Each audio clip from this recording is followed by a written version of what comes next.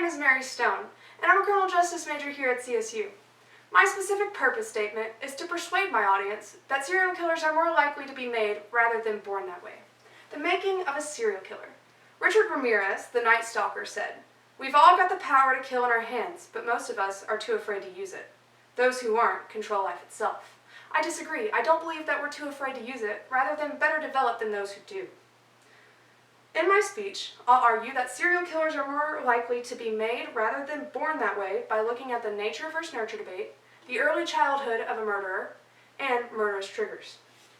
Assessing my first point, we dive into the nature versus nurture debate, and the fact that nurturing contributes to a large portion of these murderous tendencies. Perry speaks on the subject of neglect, saying, "Studies point to the need for children and young non-human mammals to have both stable environmental attachments, emotional attachments, with and touch from primary adult caregivers, and spontaneous interactions with peers. If these connections are lacking, brain development, both of caring behavior and cognitive capacities, is damaged in a lacking fashion."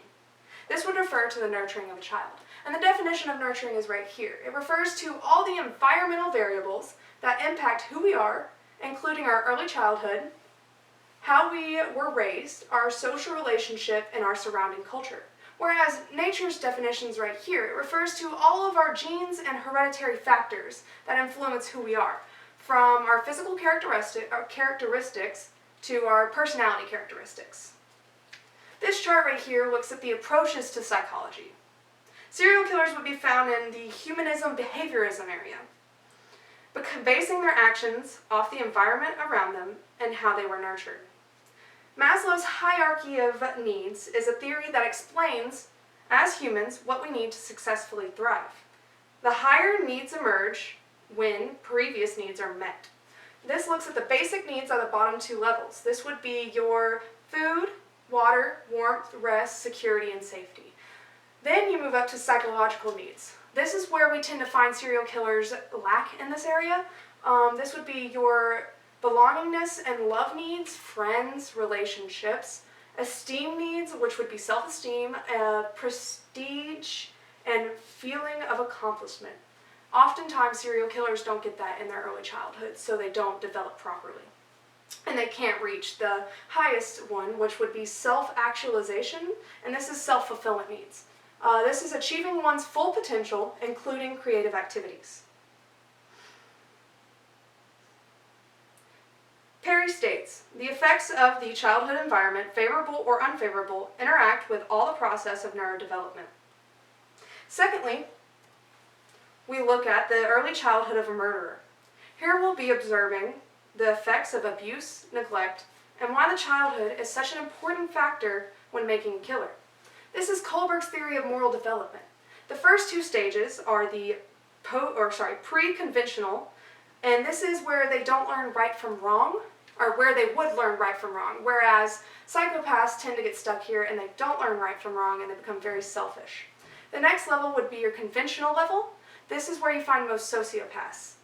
They normally get stuck in this area because they can't move forward past the fixed rules and the effort being made to secure approval and maintain friendly relationships with others.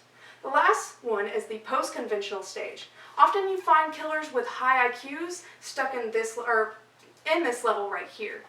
They've mastered the entire thing, they just don't use it. Moral development in every human is different, but oftentimes with serial killers, the development is stunted, and they don't develop a moral compass. Next, we look at the child abuse statistics and how many killers went through some form of abuse growing up. John Wayne Gacy was a victim of his alcoholic father's physical and emotional abuse, as well as being sexually abused at the age of 9 by a family member. Charles Manson was severely neglected by his mother, once selling Manson to a waitress in exchange for a pitcher of beer. Ed Gein's mother isolated Gein. She would punish him if he tried to make friends. Richard Ramirez, the Night Stalker, the quote I said earlier, he was physically abused by his father and mentally abused by his cousin, who, after getting in a fight with his wife, shot and killed her right in front of Ramirez, causing a lot of trauma. A research done by Donald Dutton and Stephen Hart took institutional files of 604 male federal inmates to determine the correlation between childhood abuse and the likeliness of aggressive behavior in adulthood.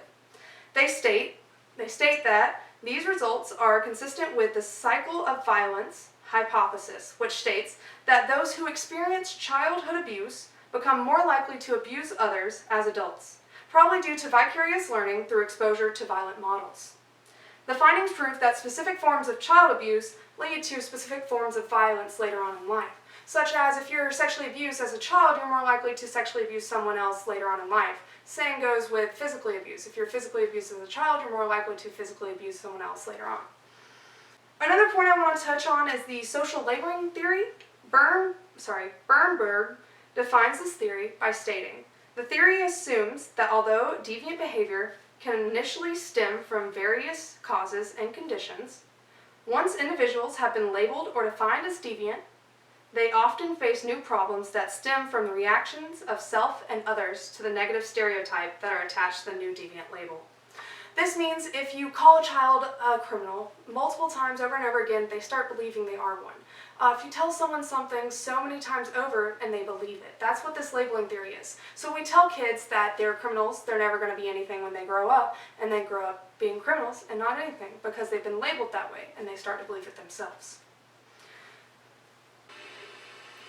Finally, my last point, the murderous triggers for these serial killers. So specific events trigger violence. This could be anything from Ted Bundy's girlfriend breaking up with him and him going to murder a bunch of females that look like her, to anything as small as someone cutting you in line. Let's see. Smith and Robinson define a trigger as anything, a person, place, thing, or situation that reminds one of the trauma and sets off a PTSD symptoms such as flashbacks.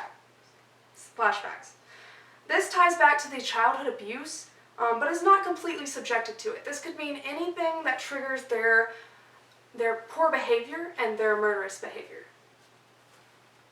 So, in conclusion, the making of a serial killer involves multiple factors. Factors that don't come about overnight and are hard to prove that are just genetics.